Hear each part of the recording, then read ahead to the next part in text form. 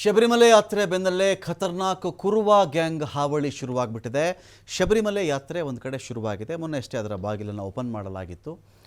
ಮಕರ ಬೆಳಕು ಫೇಮಸ್ ಬರುತ್ತೆ ಇಲ್ಲಿ. ಸಂಕ್ರಾಂತಿ ಸಂದರ್ಭದಲ್ಲಿ ಮಕರ ಜ್ಯೋತಿ ದರ್ಶನಕ್ಕೆ ಇದು ತುಂಬ ಜನ ಅಲ್ಲಿ ಹೋಗ್ತಾ ಇರ್ತಾರೆ. ಈಗ ಆಲ್ರೆಡಿ ಮಾಲೆ ಹಾಕ್ಕೊಂಡು ವ್ರತವನ್ನು ಕೈಗೊಂಡು ನೇಮ ನಿಷ್ಠೆಗಳಿಂದ ಅಲ್ಲಿಗೆ ಹೋಗುವಂಥ ಒಂದು ಪದ್ಧತಿ ಶುರುವಾಗಿದೆ. ಈಗ ಎಲ್ಲ ಕಡೆ ಶುರು ಮಾಡ್ಕೊಂಡಿದ್ದಾರೆ ಅದನ್ನು.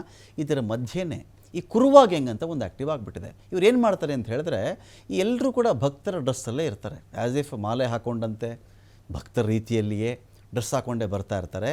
ಯಾವೆಲ್ಲ ಭಕ್ತರು ಶಬರಿಮಲೆಗೆ ಅಂತೇಳಿ ಹೋಗ್ತಾ ಇರ್ತಾರೋ ಅಂಥವ್ರನ್ನ ತಡೆದು, ಇವರು ಭಕ್ತರೇ ಅಂತ ಅಂದ್ಕೊಂಡಿರ್ತಾರೆ. ಅವ್ರಿಗೆ ಗೊತ್ತಾಗಲ್ಲ, ಅವ್ರಿಗೆ ಕಳ್ಳರು ಯಾರು, ಕದೀಮರು ಯಾರು, ಭಕ್ತರು ಯಾರು ಅಂತ.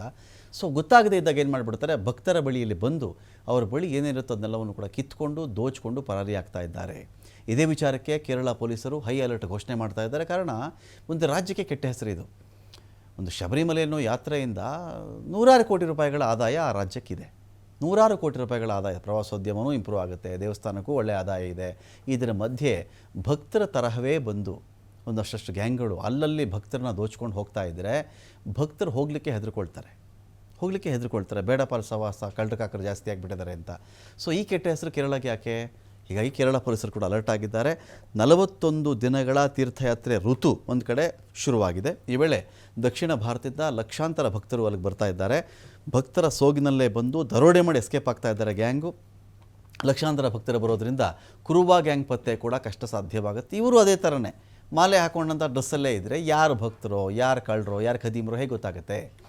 ನೋಡಿ, ಇವ್ರು ಏನು ಮಾಡ್ತಾರೆ, ತಮಿಳುನಾಡು ಮೂಲದ ವಿಚಿತ್ರ ಮತ್ತು ಖತರ್ನಾಕ್ ಗ್ಯಾಂಗ್ ಇದು. ಕುರುವ ಗ್ಯಾಂಗ್ ಅಂತ ಹೇಳಿದ್ರೆ ತಮಿಳುನಾಡು ಕಡೆಯವರು. ಇವರು ಬೆಳಿಗ್ಗೆ ಮನೆಗಳನ್ನು ನೋಡ್ಕೊಂಡಿರೋದು, ನಿಗಾ ಇಡೋದು. ಬೆಳಿಗ್ಗೆ ಮನೇಲಿ ಯಾರೂ ಇಲ್ವಾ, ಇದ್ದರೂ ಯಾರಿದ್ದಾರೆ ಅದನ್ನೆಲ್ಲ ನೋಡ್ಕೊಂಡು ಇವ್ರೇನು ಮಾಡೋದು, ರಾತ್ರಿ ವೇಳೆ ದಾಳಿ ಮಾಡಿಬಿಡ್ತಾರೆ. ಮಗು ಅಳೋ ಥರ ಮಾಡೋದು ಇವರು. ಮಹಿಳೆಯರು ಕಿರ್ಚ್ಕೊಳ್ಳುವಂಥ ಶಬ್ದ ಕೂಡ ಮಾಡ್ತಾರೆ ಇವರು. ಜೋರಾಗಿ ಮಗು ಅಳ್ತಾ ಇದ್ದೀನಪ್ಪ ಅನ್ಬೇಕು, ಆ ಥರ ಸೌಂಡ್ ಮಾಡ್ತಾರೆ. ಮಹಿಳೆಯರು ಜೋರಾಗಿ ಕಿರ್ಚಾಡುವಂಥ ಶಬ್ದವನ್ನು ಮಾಡಿಬಿಡ್ತಾರೆ. ಮನೆ ಹೊರಗಡೆ ನಲ್ಲಿ ಓಪನ್ ಮಾಡಿ ನೀರು ಬಿಟ್ಬಿಡ್ತಾರೆ.